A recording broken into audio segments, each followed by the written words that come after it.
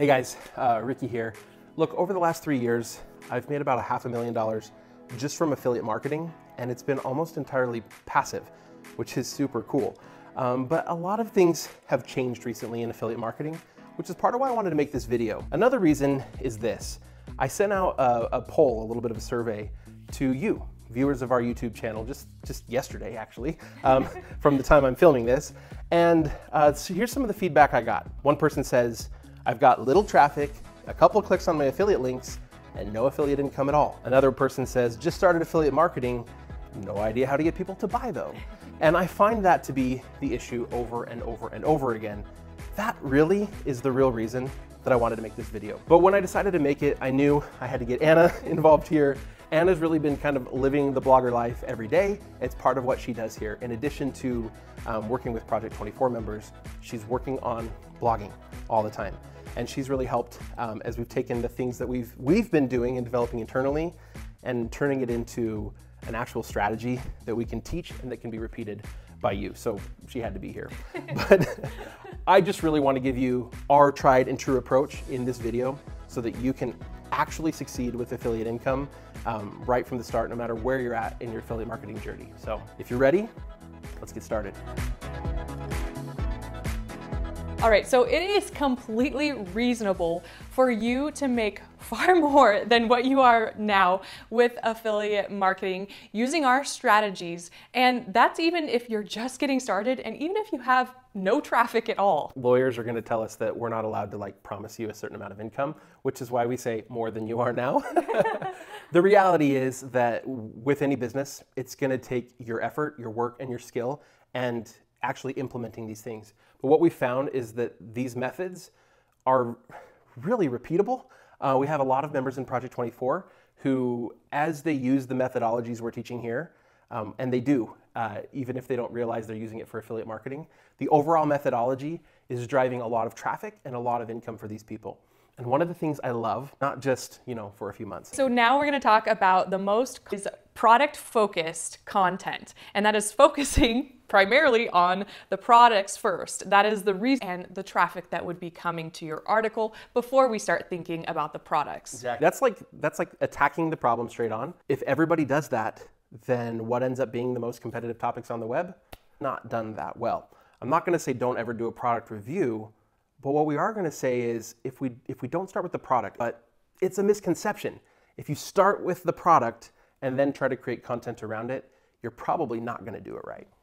And this is kind of an issue because just like the other one, it's also problematic because we're not focusing on what our reader actually needs and what the problems are and how we can fix those issues. We call this the Wirecutter ripoff. So if you've been in this game for a little while, you're probably familiar with the Wirecutter. It's a website. It's actually now owned by the New York Times, I think.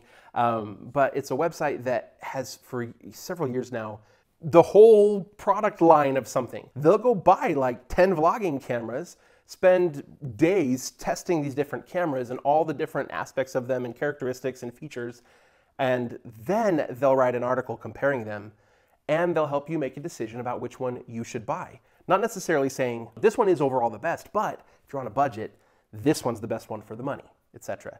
They'll usually provide various different solutions so that you, depending on what your situation is, can find the right. You're probably not going to be able to come, I'm going to say you're definitely not going to be the camera can do. That's the Wirecutter ripoff, and this is the misconception. We tend to attack affiliate marketing head on. Product reviews, product-oriented content. That's not the right way. So what is the best approach to affiliate marketing? Says like a billion of you commenting on our videos over the years. Well, we're going to talk about that. The right approach to affiliate marketing is whatever the right approach is for the content. We don't start product first. If we start product first, what we're doing is we're saying, this is a product I want to sell. Now what content can I create around that product? The problem with this approach, in addition to typically tending to have a much more pushy feel in the content, it's obvious you're just like advertising a product, not necessarily providing an unbiased review. But the other problem is it doesn't do a good job of taking into account search intent. Search intent is what the internet is all about. If you want actual organic search traffic from the search engines, from Google, you need to actually write content that answers a question that a searcher is looking for. Product first doesn't lead to that. Content first does. So let's work through a few examples here. Let's say I've done my search analysis, or as most people call it, keyword research. I've done my search analysis and I found an informational type article that I should probably write. How do I turn this into an affiliate post, or rather, how do I add affiliate links to this post? So informational content here would be like niche specific information that we write in response to specific search queries. We're going to use the niche of wood carving for Love today. it. Okay, something I don't know very much about, but I find it interesting. So let's say we came up with the question that people are actually searching: how long does it take to carve a face into wood? Now, the best type of information to write would be like, here's how long it typically takes me to do it as an experienced wood carver, to do a project. But you might also want to answer the question, how long does it take for a beginner to be able to learn how to carve a face into wood? This isn't like an hours long thing. This is like a months long thing. Like, oh, well, it typically takes most beginners about 12 months if they, whatever, do these sorts of things. I don't actually know how long it takes. So how are we going to turn this into an affiliate post? Well, obviously we could get our hand, offer those links to those products in your article organically, so it's natural and the reader doesn't, look at it and be like, oh, that was out of place, but it just fits very naturally. And if review my my favorite kit for beginners. No, it's more like, hey, you know what? I know about this. You came to my article because I have some knowledge and authority in this subject. Here, let me conveniently point out, if you want to learn how to carve faces, this is the perfect, I find, is ideal for carving faces. We're convenient. Then focusing on that product first, right. And then how am I going to get the traffic there? The competition for these. There are a lot of people that are searching, what's the best vlogging camera? But there are a lot of other people asking so many other questions, and we find we are able to get so much more traffic by answering those other questions. Okay, the next one. How about tutorial content, like a how-to blog post? How to do a specific task or a specific product. These are all over the place. There's entire websites, like WikiHow, dedicated to exactly how to do like everything, right? And so within your niche, let's say wood carving again, you're going to write a tutorial on how to carve a face into a block of wood. Maybe it is focused on the beginner. And so it's like the basics of how to carve a basic face into a block of wood.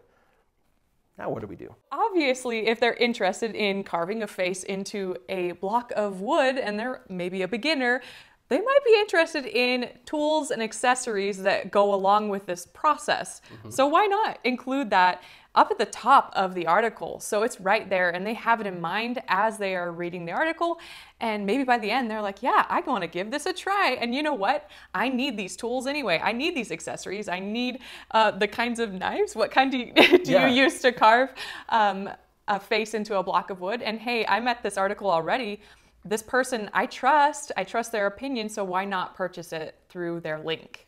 What we find is that the more helpful the content is, the higher the amount of trust that the reader has in the content. And so if you provide a very helpful tutorial on how to do this, and then you say, also, if you're trying to do this and follow along with me, these are the tools and materials you're going to need. You've seen this before, I'm sure. If you've looked up how-to stuff, there are a lot of bloggers that do a decent job of this. Some far better than others, who just include a good tools and materials list, and each one is a link. And even better, if you go create like a shopping list on Amazon and link directly to that whole list, they can add the whole list to their cart. And then everything they need is just included there. Now, sometimes for these kinds of things, it's the tools, like the wood carving. Really, what do I need? The carving tools and the wood. But there are a lot of projects where it's, well, you're gonna need a box of screws and a hammer, and and it's like, it doesn't necessarily matter which screws, but you do need ones that are this long and that are this type. Maybe it's wood screws and you probably shouldn't go buy drywall screws, etc.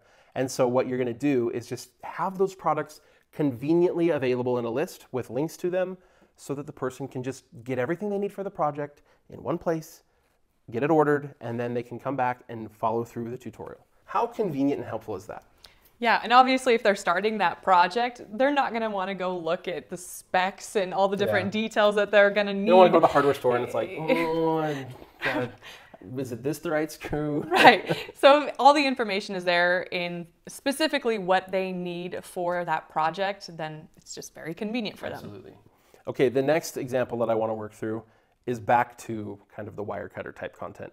This is decision content, helping the user actually find the best solution to their problem. Notice I didn't say like the best product, the best solution to their problem.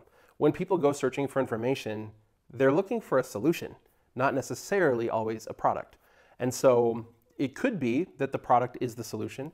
Oftentimes it could be a service, it could be additional information, sometimes that you could sell in the form of an info product that you make yourself instead of being an affiliate for somebody else, or an info product that you are an affiliate for. Either way, they're looking for a solution. So what do we do? Now, here's an example from the wood carving space again. And really there are a lot we could come up with. You could do like the best wood carving kit for beginners. We've talked about the kits quite a bit.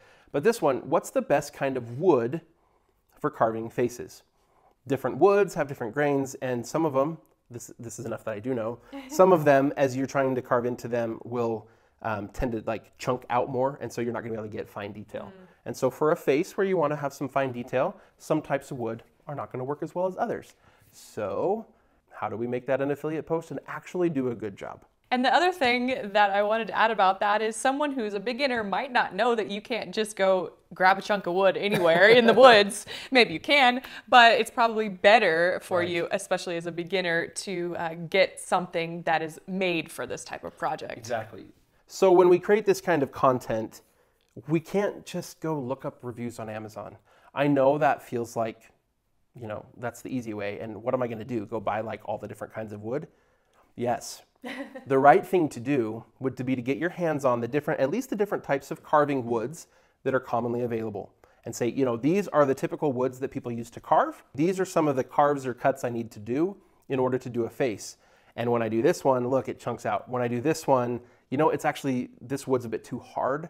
It's gonna just make it take 3 times as long. Don't use this kind. I mean, again, I don't know all the specifics here. I'm kind of making it up. But when we actually do the work and show it, the credibility goes through the roof. And we're actually adding additional value to the web, as opposed to when we just aggregate information that other people have already said on the web and put it into a product review or a decision type post. Well, now we're not adding anything new to the web, and that leads to other problems, which actually I'm going to talk about in a few minutes. This is the way that we go about it. So in the end, what it comes down to is we take a content-first approach. When we create content for our websites, rarely am I thinking about how exactly am I going to monetize this article. That actually is easy to add later. What I'm thinking about is what content, what specific topics are people actually searching for, and are we likely to be able to actually rank for? Meaning the competition's low enough that as a new site, I have the potential to create a sufficient resource to rank, #1, on Google. That's the goal every single time. And as we gain more authority, the competition becomes less relevant, and we're able to tackle those bigger and bigger and bigger and bigger topics. If we take that approach first, and then we create the content that actually is going to get eyeballs on it, then making the sale actually becomes easy. You just don't have to take the direct approach. We match the approach that we want to use for affiliate marketing to the content. We don't create content to sell products. So we asked you recently what your questions were about affiliate marketing, because we want to know how we can help you and answer them the best. So we actually have a few questions that we're going to answer for you right now. All right. So the first question that I got was, how do I get approved by affiliate programs when my traffic is low? This is actually a big hurdle for a lot of people. There are some affiliate programs that don't care about your traffic level. Amazon is one of them. The only thing with Amazon is you do have to make a few sales within your first 6 months. Otherwise, they then reject your application and you just have to start over. You just have to apply again, which isn't that big of a deal. But you do want to make sure you're getting some traffic. It's nice to be able to just get approved the first time. Few sales within the first 6 months shouldn't be that hard, but if it's your first time blogging, especially if you're doing it wrong, and creating product-focused content first, I've seen a lot of people just totally miss that 6-month target. There are many other affiliate programs, on the other hand, who do want to see that you have a reasonable or a sizable following. Some of them are a bit arbitrary about that. You'll apply and they'll say, Nope. Sorry. And the rejection email will have a list of reasons why people get rejected. And one of them is your traffic might not be high enough. And they won't tell you how much they want. What we want to do to give ourselves the best chance to get approved by those affiliate programs is make a case. And so for each affiliate program you apply for, oftentimes they'll ask for like a description of your site, how you're going to market their links, that type of a thing. And what you're going to want to do is actually take the time to thoroughly write that out. Explain what you do and how your content, why your content is so helpful. If you have had success with another affiliate program, even if it was like Amazon, you've had some pretty good success, you might talk about how your conversion rates are particularly high. You definitely want to talk about how you're going to monetize your content. So they're used to people, what they do is just like posting their links all over social media, maybe sending out email campaigns with their links in them. They're used to people using all these methods that kind of just spam the links all over the place. You might say, I take a very organic approach. I drive a lot of traffic to my website through helpful informational content, and then I provide them with helpful links to good products, and that's why my conversion rate is so high. So that's gonna give you the best chance. Now, if you're still getting rejected, there are other options. I'll actually put a link below in this video to a service called Skimlinks. Skimlinks is, it's kind of like Amazon's affiliate program, but for like all the others. And so really you're gonna link to products all over the web on various retailers' websites. And if Skimlinks is an affiliate with them, then what will happen is when people click on that link, it'll direct them through Skimlinks and then to the product. And Skimlinks will give you the commission. They'll just take 20% of it. And so there is a cost there, not an upfront cost. They only make money when you do, but it's a great way to get access to affiliate programs that maybe would turn you down, and to still be able to earn a good commission from them. And it's a great alternative to just having Amazon on your site. The next question, what if I don't have access to affiliate programs because I don't live in the US? Well, that's actually a pretty big misconception.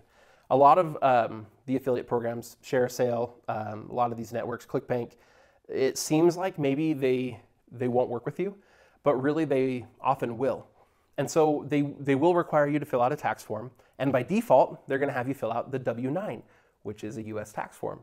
But if you're not a US citizen, you don't fill out that form. If you just do a Google search for, ShareASale for people outside the US, I actually just did this search, and they have a link to where you can find the tax forms for other people. And then you'll say, yes, but I don't have a US-based bank account, so how are they going to pay me?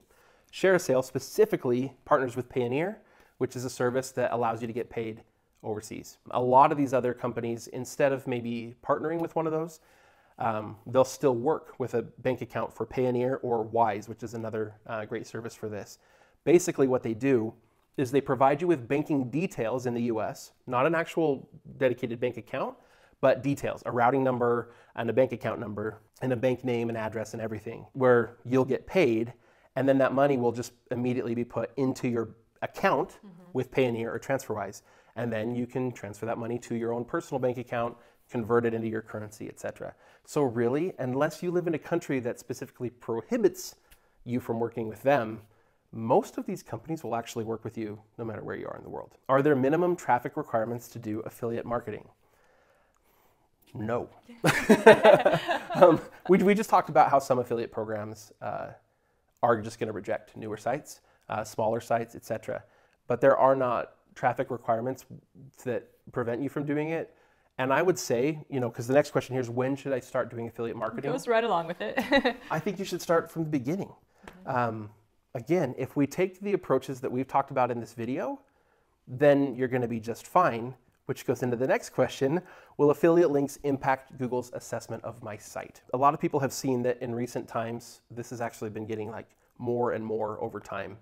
Google is starting to sort of deprioritize sites that go real heavy on the affiliate links. People say, well, I don't want to put too many affiliate links on my site. And you shouldn't put too many on your site. But what Google is actually really wanting to deprioritize are content that doesn't add anything of value to the web. So we talked about this a little bit earlier. If you're just aggregating Amazon reviews and taking the product specs from two different products and saying, well, these are the specs, side by side, make your decision.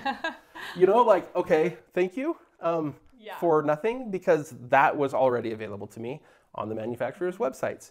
In fact, What I would do in that case, if I just wanted to compare specs, is I'd actually go to the manufacturer who has even more of the specs than you put in your article. I would open one of the products in one tab, and then I would open another window, and I would have the other product, and I'd put one on half my screen, one on the other half my screen, and I'd scroll down and look at all the specs. Yeah, and what Google is really doing is not really penalizing as much, but it's rewarding creators who create really helpful content that is really trying to find the solution to whatever that problem is, and then some. It's like trying to make that one-stop shop for the reader. If your content isn't any better than what's already readily available, Google has no reason to put it anywhere in the search results, like at all. Sometimes Google will not even index content that doesn't add value to the web. What we need to do is, when we're doing affiliate marketing, we need to create original, helpful content that helps somebody in some way, and then the affiliate link is part of it. It's actually part of the solution, not a pushy sell, but actually a solution to their problem, an answer to their question. Okay, the next question I have here, somebody asked, the terms for an affiliate program they signed up for say, affiliates will not bid on Google AdWords, Bing, Yahoo, YouTube, or any other form of web traffic that may compete with company name in any way. What does that mean? I mentioned earlier that some people, because they create content that doesn't do well in organic search because, well, nobody's searching that, or because it doesn't add anything of value, so it doesn't rank. And so what do? They pay for ads to get their content to show up, in the search results, but it's a paid spot. Or they pay for ads to get to show up on Facebook, that type of a thing. Here's the problem. The actual company that makes the product is probably also paying to advertise that product on the same platforms. So let's say I want to advertise a specific computer, and the maker of that computer is also advertising that computer. So they're paying for an ad to sell the computer, and I'm paying for an ad to get people to come to my article. And my ad competes with their ad. So I steal some of the traffic that they paid to get to come to my article, so they'll click a link, so that the company will then have to pay me even more money after just wasting money on ads. That's not something that they want to do. They don't want to be competing with their own affiliates in advertising. So what they want you to do is actually create organic, helpful content that drives traffic organically, either through search results or social media is totally fine too, but they want it to drive new audiences, new people, or for people who already know about the product but aren't sure, they're on the fence, they want you to help push that person sort of over. Push them over the fence. Get them over the line, get them to want to buy the product. Don't push people over the fence, that's mean. What this all comes down to, again, answering all these questions, is we create good content first, forget about affiliate marketing, and then after you've created the content, remember about affiliate marketing and come up with the right approach for that piece of content. Now, in Project 24, we have launched a brand new course on affiliate marketing. It's in there now. It just launched yesterday, and it teaches actually 4 specific and distinct approaches to affiliate marketing and how to get those links in your content, as well as all the nuts and bolts, everything like from the very beginning, how to sign up on Amazon, how to get with other affiliate networks. We have a new affiliate plugin that's for Project 24 members only at this point. All sorts of cool stuff. It's in the affiliate marketing course. Anything you want to add about the affiliate marketing course? We'll see you in there. We would love to see you in there. We have all sorts of helpful content in there for you. And on top of that, we have the community as well as virtual masterminds that we do weekly and podcasts. We have several times a month. So we will keep you updated on all of the most recent trends. So if you're not in Project 24, you're missing out on a whole bunch of stuff.